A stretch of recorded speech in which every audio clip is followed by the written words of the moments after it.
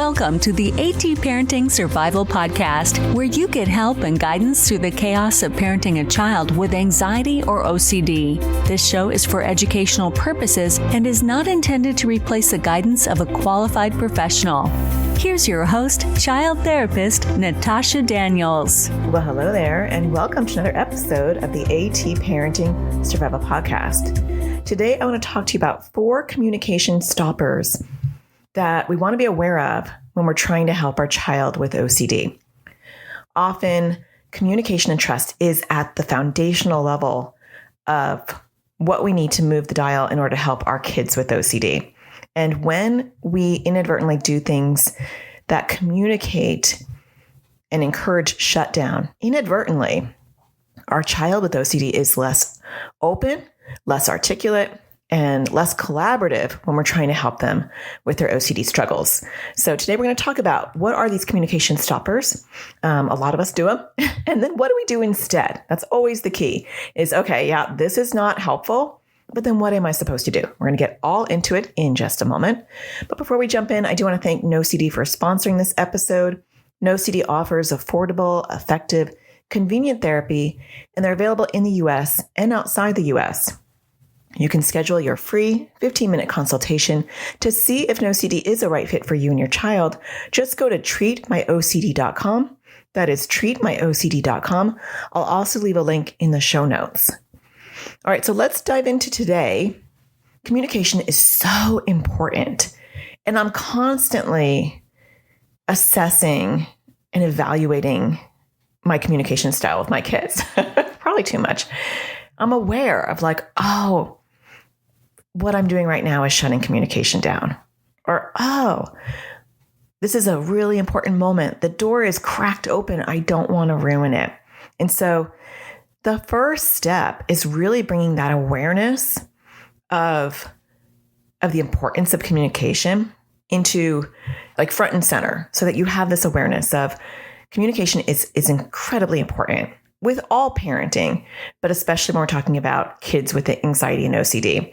And so the awareness and then the observation, to be able to observe as an outsider your communication pattern with your child is a skill. And that is a skill that when you practice awareness and you practice mindfulness and being in the moment, that you can do that in the middle of communicating, there's a part of you that is watching the entire interaction and is aware of how it's going. And we're going to talk about some of those things and how to do that in a minute. But I have four areas that I have noticed in myself and in the families that I support in the AT parenting community and the families that I've supported in the 2 decades I was a therapist in my private practice that are really common that we do. And some of these are communication stoppers for any child, regardless of whether they have OCD or not. And some of them are specific to OCD. And so I'm going to go through them. And as I go through them, we're going to talk about what to do instead. So the first one, let's just jump right into it. The first one, and one that I think we all do, and spoiler alert, you have probably done everything I'm going to talk about. I have done everything I'm going to be talking about. Is intuitive. It's the natural instinct to respond in some of the ways that I'm going to discuss. And it's less intuitive and less natural to respond in the ways that are therapeutic and helpful. And that's hard because your natural gut is going to drag you into a place or a conversation that isn't going to be fruitful. And that's why that awareness and attention is so important.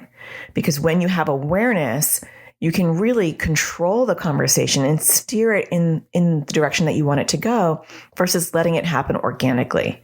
Because when we let conversations happen organically, which is easier and it's less brain power and it happens automatically, that's the problem. It happens automatically. You don't know the end goal. You don't have an intention. You don't know where you're going with it. And emotion can get wrapped into it really easily. I would have to say that probably 80% of the time, I'm reactive. I'm responding in the moment. But that beautiful 20%, fully aware and have an end goal in mind and am aware in the moment of what I'm saying, why I'm saying it, and where I want to go with that. And that's pretty impressive at 20%. And I'm sharing that because I want to be realistic with you. The goal is not for you to be aware of how you're communicating with your child at every second. You'll drive yourself crazy. You'll overanalyze everything. And that is not the goal. That's just a big scoop of another thing on your plate that you don't need. But if you can knock it out of the park 20% of the time, you're going to be improving your communication with your child in a large way. Because most parents are operating blindly 100% of the time. So it's not a big ask. It's a little bit of awareness, a little bit of the time that will make a big difference long term. So just to preface everything we're going to be talking about with that. So the first one that stops communication in its tracks is jumping straight into fixing mode. So you are either jumping into exposure mode or solution mode or skill mode right from the get-go. This is tempting because sometimes we're so excited that our child has finally told us why they do that compulsion or what their core fear is or what their anxiety is. And then we're like, all right, I have something I can put my hands around. Now let's talk about exposures or let's talk about problem solving this. But let's talk about, you and I, why that doesn't work. Because there is a process in building trust and communication. And the first step is always for that person to feel validated and feel heard. We can be excited about the fact that now we have a piece of string to pull and we can get some traction. But our child, teen or young adult, has become vulnerable with us and has disclosed something and has opened up. And even if they do that all the time, we still want to honor that. And so we want to always start with validating. And this is something I miss all the time. I'm going to give some examples of something that happened yesterday where some things I did well and some things I didn't. And I do that on purpose because I want you to know it's so messy. And even if you have all the education in the world, you're going to mess this up 80% of the time. But if you do it 20%, like I said before, that's something a lot more than nothing. So saying things like, thank you for sharing that with me, right? The validation of thank you for opening up with me. Thank you for sharing that with me. That really helps me understand what you're going through. Or I really appreciate you explaining that to me so I can understand what you're dealing with when I see that happening. Or I'm so sorry that you're having to deal with that. That feels like a lot, or that sounds like a lot. Those are all validating, connecting sentences. So sitting with the emotion, either thanking them for sharing it in a genuine, authentic way, or validating their struggle, or both. Thank you for sharing that with me. That really helps me understand what's happening when I see you struggling. That sounds really hard. And I'm sorry that you're having to deal with that. That's combining both of them, right? So I am thanking them for sharing and I'm validating the struggle. It doesn't matter if it's something that you think is simple and why are they struggling with that? It's hard for them. And validating that it's hard for them is not saying it's hard. It's saying it's hard for them. And that's an objective fact. So start with validation and sometimes thanking them. Some kids may not like that. So you have to know your child. We don't want to shut them down, but definitely validating the feeling can be helpful. If anything I say doesn't seem like it fits your child, then don't do it. Every kid is unique. They're not all square boxes. And so what will work for some won't work for others. But this is a general. This helps with most generally. You're going to have to tweak it for your child. For my kids, that helps. They like when I thank you for being open with me and sharing that with me. That feels good to them. How do I know? Because they respond well. They don't get angry. They don't shut down further. They open up more. That's a clear sign that this is a good thing to say because they open up more. If you see your child shutting down more when you're validating their feelings or you're thanking them for opening up, then don't do that. See how it goes. So we probably don't want to jump into fix it mode in that conversation unless they're asking for it. We certainly don't want to say, oh, they just disclosed a new OCD theme. Let's talk about exposures. I don't want to do that in that one conversation. A lot of communication comes with patience. A lot of good communication and trust is pacing. And that is hard. It's really hard for me. Maybe it's easier for you, but I know where I want to go with it. I know the next steps and the steps after that. And it's so painful for me to have to wait until we have another conversation and we bring it back up again. But it's worth the patience, because when I rush things, or when you rush things, it's not going to go well. And when we take our time and we pace ourselves, we're building the trust, we're building the communication one small step at a time. That doesn't mean that you can't coach them through it. I'll give you an example. Last night, my daughter, whose OCD issues have been very under control for a really long time, her primary issue currently are like anxiety attacks and the fear of like losing control medically, whether she gets nauseous or she just the panic around having anxiety attacks, this anticipatory anxiety and nausea. That's like her number one thing right now. But she has dealt with sensory motor OCD and a little bit of some other themes that she doesn't want me talking about, and existential issues like depersonalization and derealization issues.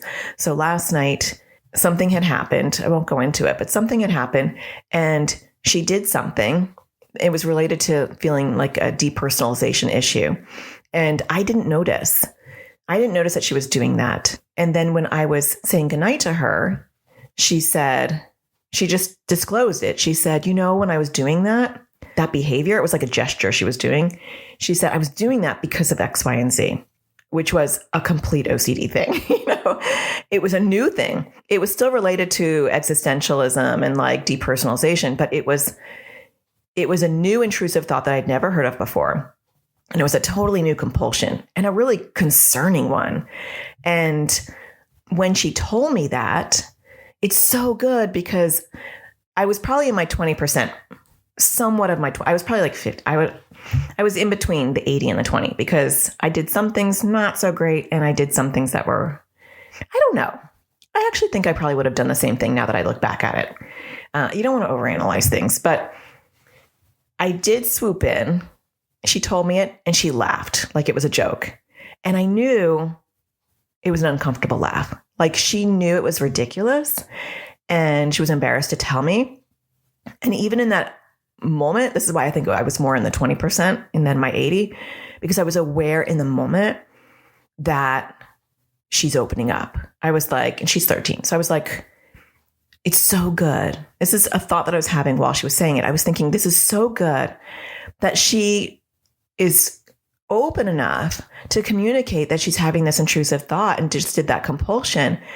And it's a baby weed. Like it literally was just sprouting its little roots, and that we have a good enough communication that she's sharing it with me in the moment. I'm not hearing about it 4 weeks down the road when she's been doing this for a while, which has happened. I'm hearing it right in the moment it was being created. And so I was aware of that in that moment. I was like, oh, she's sharing something that could turn into a beast. The fourth communication stopper I'm going to get to at the end is important too, as far as what I did not do in relation to this, but we'll get to that at the end.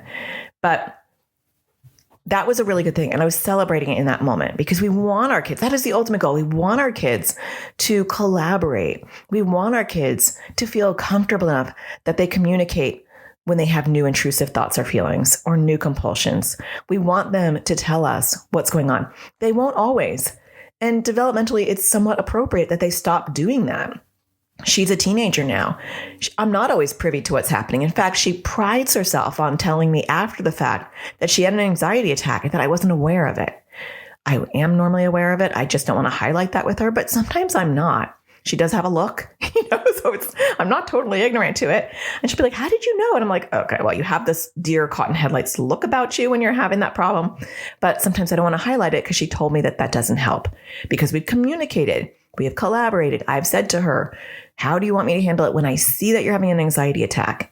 In the past, she would want me to walk her through it. When she was little, I would say things, it was almost a codependent kind of coping mechanism.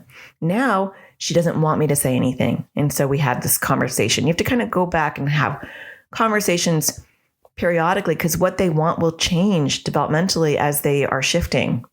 And so I don't want you to highlight it. I don't want you to say anything. Even if you notice it, I don't want you to say anything because it makes it worse. Well, that's helpful. That's good communication. So I didn't go into fix it mode. And I certainly didn't talk about exposures, although my brain was already creating them in my head. But what I did say to her, and this may not be something that you would do depending on where your trust and communication is with your child, but I did say to her, that sounds like an OCD theme. And she was like, I know. And I said, this kind of reminds me of, your other existential depersonalization themes that you've had in the past. So what I was doing, and perhaps if she has been more shut off, I wouldn't move into education in the same conversation. I didn't do any validating. So yeah, actually, I probably should have validated it first. I didn't say to her, thank you for letting me know that. I didn't notice that. And I really appreciate you sharing that. That would have been really good to say. That would have been really helpful. Like I said before, these things are not intuitive, at least for me. And I teach this stuff. I've been a therapist for over 20 years, and it's still not flowing out of my mouth like it's natural. In that moment, I did not do that. That is something I wish I had done, because even though I feel like she does communicate pretty well, that would have been a really good thing to do. But I did move into education mode, which again, not always a great thing to do in the same conversation. I could have just said to her, thank you for sharing that with me. I didn't realize that was going on. And it's really good awareness. I could have probably moved into education without even having her know that, because I could have said, that's really good awareness that is an OCD thing. Even though she was kind of laughing and making a joke of it, I could have moved into education in a more natural way. But instead, she's laughing. I'm not laughing. And I said, oh, that sounds like an OCD theme. And then I labeled it. I connected her theme. I said, that's kind of a depersonalization, derealization theme. And that behavior that you did, that sounds like a compulsion. Now, for some kids, that would rub them the wrong way in that one conversation. But it didn't rub her the wrong way, so that's good. She goes, I know. And then she went on to explain herself because I probably embarrassed her. So not the best way to do it, because then she was like, I know it's not true, but just in case. Now, at that point, my brain wanted to say, if you ever tell yourself just in case I need to do it, it's a clear sign it's OCD. But I had the wherewithal at that moment to not say that, because I realized I had already moved into kind of education lecture mode, which went down well-ish, but certainly didn't need to add to the education at that point. So didn't move into exposures, wasn't like, okay, well, next time this happens, or we can trigger this by doing this exposure. Didn't do that. I backburnered it in my head, and I thought, okay, I'm going to have to watch her out of the corner of my eye. I might even purposely trigger this next time, because it was triggered by me not listening to her. I was talking to her brother, and I heard her, but I was ignoring her because I was in the middle of a conversation with her brother. And so I might organically create that again just to see if she does the compulsion. So I might test it out, but not to torture her. So that's a natural flow of things. I wouldn't recommend that you purposely go out and touch something that is contaminated for your child or something like that. And I actually said to her as well, I was very much into the education mode, but what I said to her is, that's a baby weed. Like, your OCD just birthed a baby weed, and we talk about weeds all the time. Like, you have to go weeding, you have to pull those weeds out. And I said, that's a baby weed. So you want to be really careful with it, because it's not strong right now. It just sprouted. So you definitely want to pluck it. I probably would have saved that for another conversation. I think as a parent, though, you think we may never get a second conversation. What if she never brings this up again? Do I want to bring it up again? But it's a baby weed. Do I really want to highlight something that maybe was just happening in passing and isn't really sticky? And the answer there's no perfect answer, but I think my answer for this would be, I'm not going to bring it up again because she develops baby weeds all the time and then they never turn into anything. But I might test it in a natural sort of way. Okay, so that is communication stopper 1, is jumping right into, we can do an exposure for this, or fix it mode. So with anxiety, fix it mode would be problem solving right away. Well, like, we could talk to your teacher and we can do this and we can do that. Sometimes they just need to sit with the validation for a little while. All right, let's move into the second one. Second communication stopper for kids with OCD is rationalizing their fear away. This is hard. Sometimes we don't know it's an OCD thing, or sometimes we don't understand that OCD doesn't have to make sense in order for it to still be overwhelming. And so a lot of times the knee-jerk reaction is to rationalize their fear away. I did a little bit of that last night, if we continue to use this as an example. I said to her, I heard you. I wasn't ignoring you, but I was in the middle of a conversation. And so I think I explained myself, but I didn't really need to because it doesn't matter. Because her response was somewhat defensive and saying, I know it's a silly thought, but it doesn't matter. And I did swoop back in and say, OCD doesn't care if it makes sense or not. OCD will still make you feel overwhelmed by it. And that's okay. That's OCD. That's what it does. But when we rationalize their fear away and saying, that will never happen, or of course that's not expired, it's blah, blah, blah, or of course you're not a bad person. Why do you think you're a bad person? Or you already washed your hands 3 times. Of course it's not dirty anymore. When we rationalize their fear away a lot, or their intrusive feeling away, it's not disgusting, then they will have a harder time trusting us and opening up, because it can make them feel stupid. Because with OCD in particular, most of our kids, not all of them, but most of our kids intellectually get that their intrusive thought or feeling is irrational. Maybe not feeling, because when we're dealing with disgust themes or just right themes, there really isn't a fear. The fear is like, I just won't be able to handle the feeling. So we're not really rationalizing that. We might normalize them and be like, everybody has to do the dishes. That was something else. I guess we could not rationalize, but we could devalue their experience. So we could add that to this particular communication stopper, is rationalizing or devaluing it when it's a just right or a disgust theme. Like, just stop doing it. You did it enough. You have to keep doing it repeatedly. Well, yeah, they feel like they have to.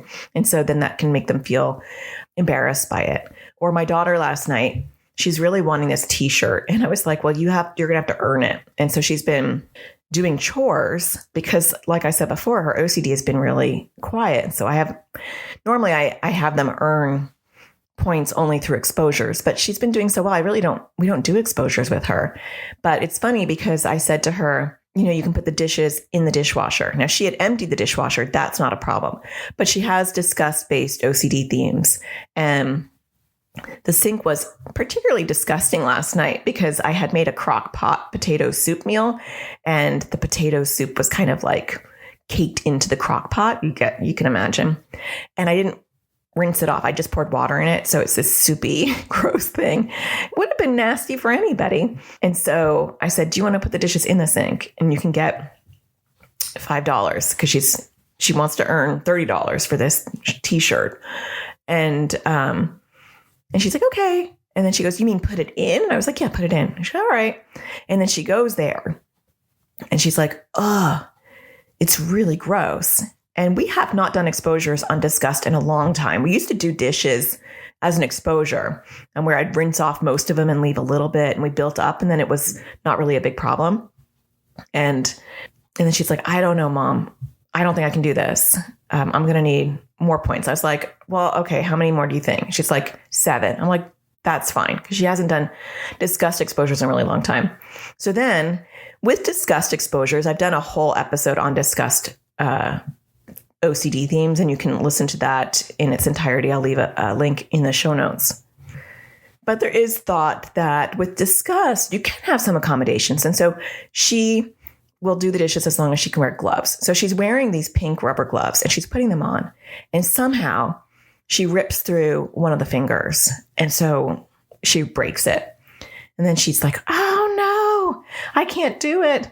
My fingers are being seen or whatever. And I could have easily been like, it's not that big of a deal. Like, just do the dishes or whatever. But it is a big deal for her. And then she's like, I don't know if I can do it. Could you give me 10? Or I don't remember what she said. Like 15. I think she said 15. I was like, I said, it's a great exposure. I'll give you 10. And then she's like, okay. And I could hear her gagging the whole time she's doing it.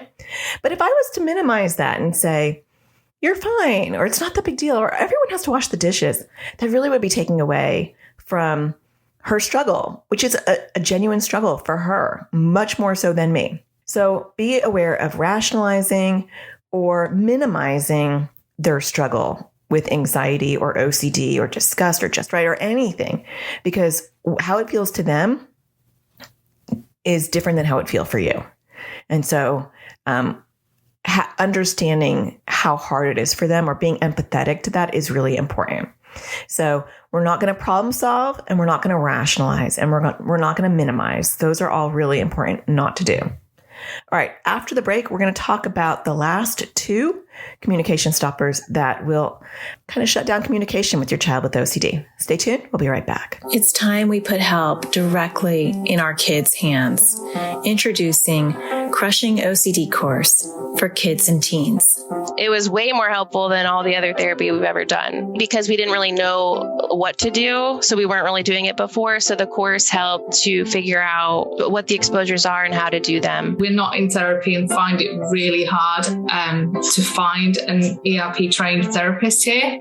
So we're currently with like the public health service, but again, they don't seem to be trained in ERP. It's filled that gap that we don't have that was desperately needed. This was really well timed for us to use between therapists and to help us get off to a good start with this new practice. It was easy to use. I was able to do it from my phone or also on the computer. There's different ages, so there were younger kids, there were teenagers. And so that was really nice to have a variety of ages where it wasn't just geared towards younger kids or older kids. It was a nice variety.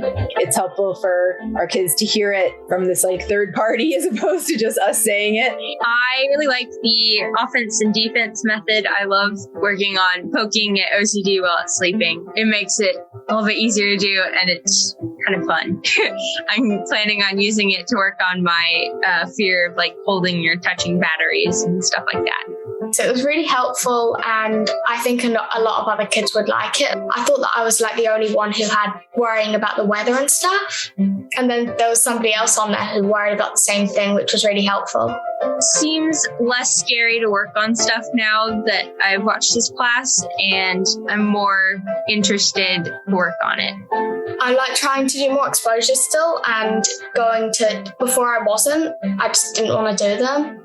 I've worked on some of my bigger compulsions and been successful. I realized that it was helpful to do the exposures.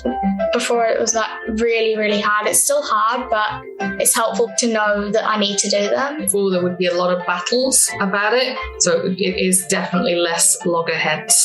Really, really good course and super helpful. Definitely would recommend this. It's really easy to follow. It's nice bite-sized videos. I really like the worksheets that go along with it, and I think it's really helpful. To learn more about this course and register your child or teen, go to atparentingsurvivalschool.com. Welcome back. All right. So the first 2 communication stoppers we talked about, first half of the podcast, was jumping straight into exposures or fixing mode. And the second one was rationalizing or minimalizing their fear away or their discomfort away. Let's jump into the final 2. So the next one, and this one's a hard one, is to control your shock or panic when they open up. This one is so hard. You have to have a good poker face because they can read it. And there are things that our kids will disclose to us. My daughter disclosed something to me that was unrelated to OCD, and I'll respect her privacy. I won't share it. But I was really shocked by what she shared and disturbed and concerned for so many different reasons. I think I did a okay, but not great job in concealing my shock. I was like, how long has that been happening?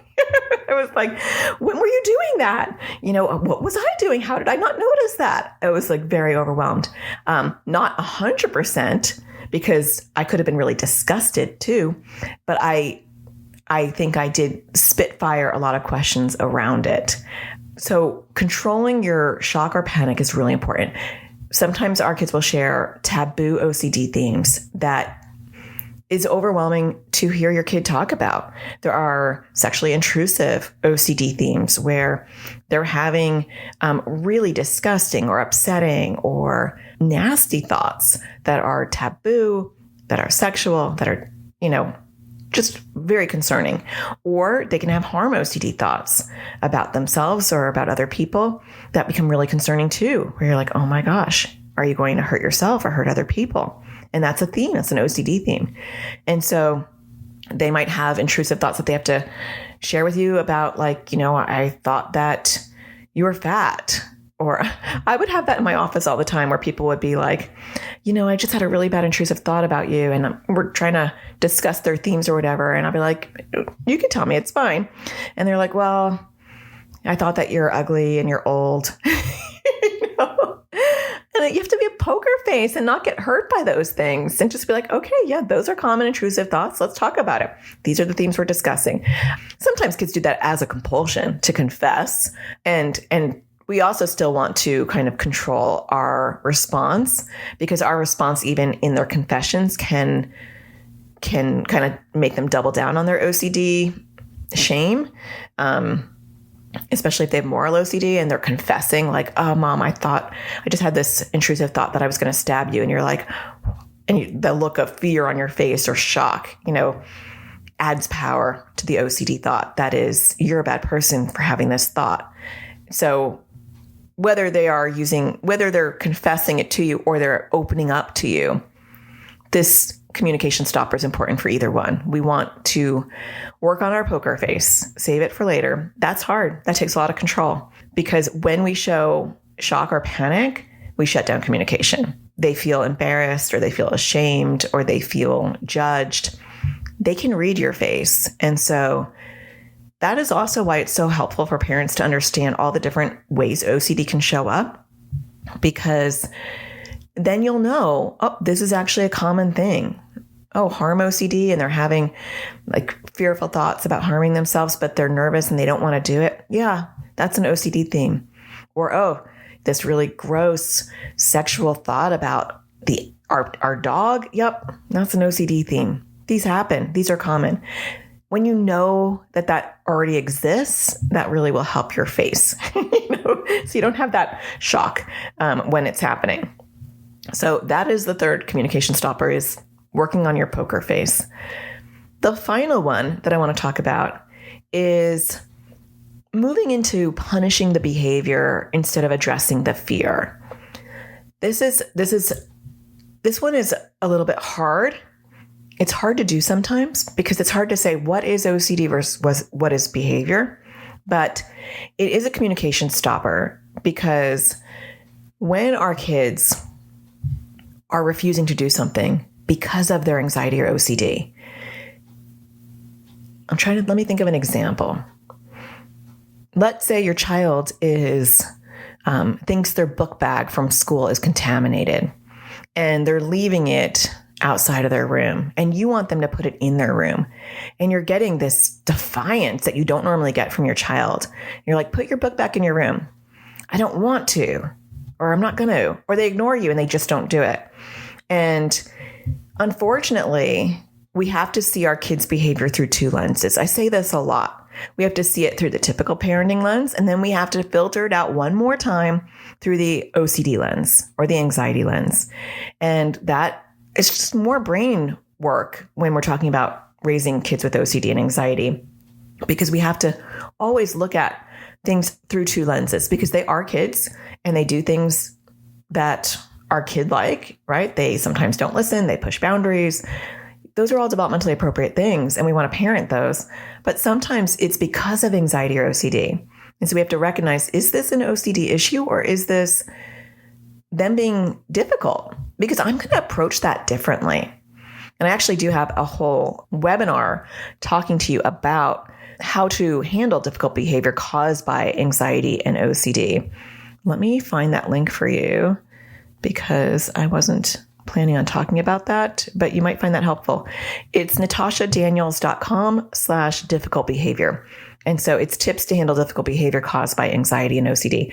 That's important because when we miss the mark and we double down on our consequences or disciplining them because of it, we are missing an opportunity to help them identify that this is an OCD or anxiety issue and addressing the fear or the discomfort that's behind the behavior versus the behavior itself. And so let's just take two scenarios. Let's say I have a child who is lazy and is just dropping their backpack at the door, and then they're running off to go get a snack and they're going outside in the backyard. And I'm like, put your backpack in your room. That's common. How many of us have that struggle where they kick off their shoes, they throw their backpack in the middle of the room, and they're off to do something else? That's developmentally an appropriate struggle. And most of us just have to nag them, and eventually they put it in their room. And that's that. And it's annoying because we have to tell them multiple times. Like my daughter's laundry from 2 or 3 days ago is still in a basket at the bottom of the stairs. That is because she just is lazy. She's not lazy. Actually, I wouldn't say she's lazy. She just doesn't feel like doing it right now. It's not a priority. How about that? I like that better. It's not a priority. And I have mentioned it over and over again, but I'm not met with anger. I'm not met with resistance. It's insignificant to her. Now, if I were to say to her, if that laundry basket is still here by the time you go to bed, then you're going to lose your phone for the next 24 hours. That basket will be up in her room in no time at all. It's just not a priority right now. And I haven't set a firm enough boundary because I pick my battles. That one's not really an important battle for me. It would disappear. Now, let's say it was contaminated and she didn't feel comfortable touching the clothes inside of the basket. I would be met with anger, opposition. If I threatened her, she would double down with her anger and her rigidity, and it wouldn't move the dial because it's not about a common typical developmental power struggle or just not a priority. It's triggering the OCD. It doesn't mean that we let it pass, but we're going to handle it differently. So let's say, this isn't true for her, but let's say that the basket was contaminated. I might say something like, I might discover that because I might set a boundary that says, if that basket is not in your room by blah, blah, blah time, you're going to go to bed early or, whatever, depending on your parenting. Not everyone wants to parent like that, and that's okay. Everyone has a different parenting style. But if I got a big reaction from that, or if I just take a step back and I know my child has a hard time doing their laundry because they feel like the laundry detergent is poisonous. And so they won't even go into the laundry room if you have one. And I have to touch all their clothes. And so it's not a big leap to think that carrying their laundry up to their room is probably going to trigger their OCD. So sometimes you just have to zoom a little out and say, is this somewhat related to any of their themes or issues? And it's not a far leap to be like, yeah, she has a hard time with laundry. So of course, me asking her to get her laundry in her room is not about the power struggle. It's not about her developmentally being appropriate and not wanting to do things. It's about OCD. And I'm going to have a different conversation. I'm going to say something like, I know that's really hard for you. I see that you've left your laundry below. And I know that I'm doing your laundry for you because OCD is making it really hard for you to do your laundry. And I get that you carrying it up to your room is a really tricky thing. And so let's talk about the smaller step. And maybe that is her just bringing up one item of clothing in that basket and I carry the rest. And then next week, it might be 2 items of clothing. Whatever it is, I'm just giving you an example. But I'm not going to ask them to do this big leap because that's too overwhelming for them. Now we're moving into exposure mode where I'm addressing the behavior, I'm recognizing it's OCD, and I'm giving them a smaller step as an exposure versus as a punishment.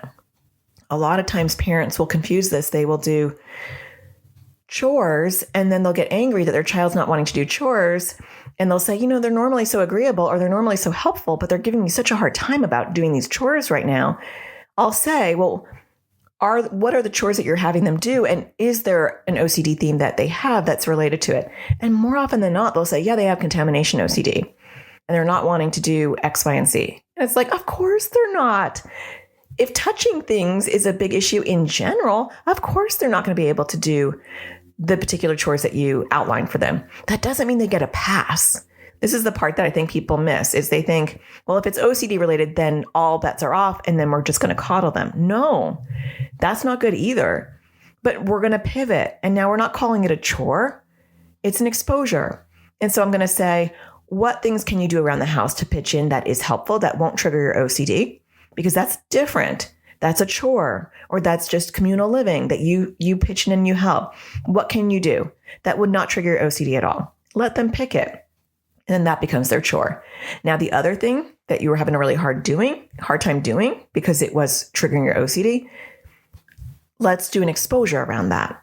So for instance, going back to my daughter, when I found out that her disgust OCD issues were causing her not to be able to do the dishes, I wasn't getting any resistance when I asked her to empty the dishwasher. I was only getting resistance when she had to put in. And it wasn't a preference. It was a full-blown meltdown. And I was like, yeah, she self-identifies as lazy. I am always constantly trying to tell her that she's not lazy. That's why I shouldn't call her lazy in this episode. She just likes comfort. It's not a priority for her.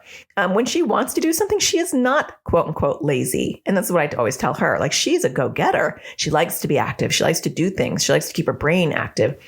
So I wouldn't call her lazy, but she self-identifies as lazy. And so, but that was not the case. She was willing to take the dishes out. She just didn't want to put them in. And so when we finally realized, after quite a lot of power struggles, I realized, oh my gosh, this is a disgust theme, because it was happening in other areas too.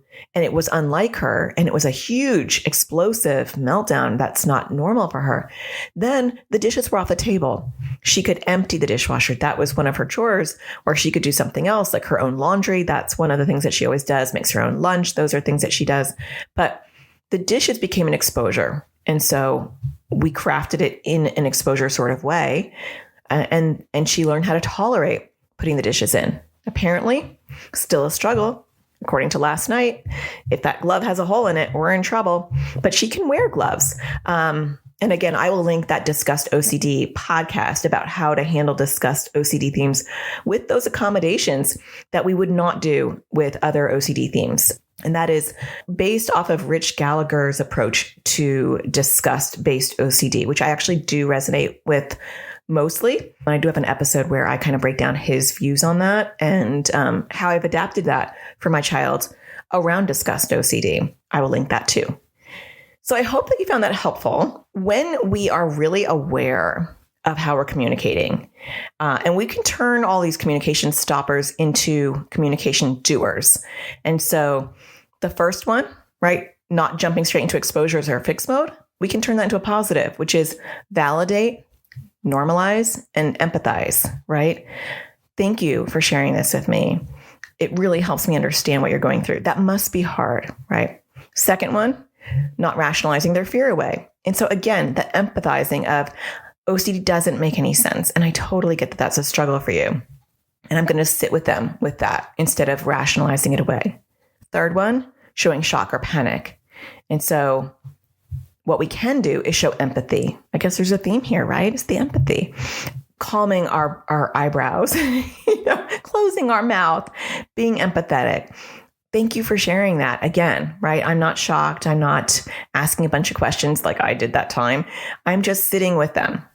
Fourth one, right? The punishing the behavior instead of addressing the fear or discomfort. I am going to look at behavior through two different lenses. I'm going to understand and process, is this something that is being triggered by OCD, or is this a developmentally typical power struggle? And then I'm going to approach it differently depending on that, which one it is. And for additional help on that, if you're like, I don't know how to do that, Natasha, I can help you.